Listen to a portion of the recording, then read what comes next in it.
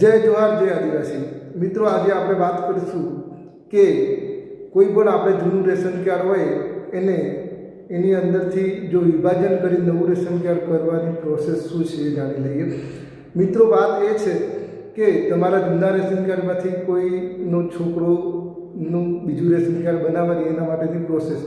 પહેલાં તો તમારે પંચાયતની અંદર મકાન નોંધાવેલું હોવું જોઈએ.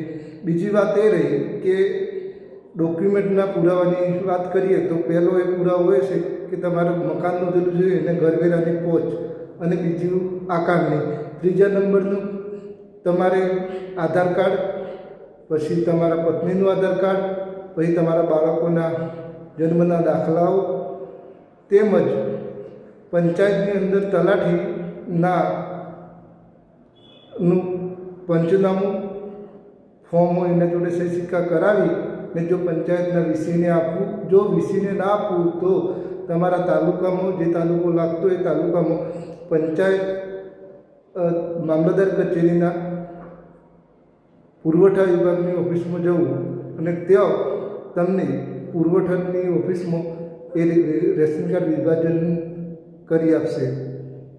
જો તમને આપણી માહિતી સારી લાગી હોય તો આપણી ચેનલને સબસ્ક્રાઈબ કરો અને આવા અવનવા વિડીયો જોવા માટે લાઈક, ફોલો, શેર કરો અને તમારા કોઈ મિત્રને પણ આ વિડીયો તમે મોકલી શકો છો એની જરૂરિયાત. જય જોહાર જય આદિવાસી.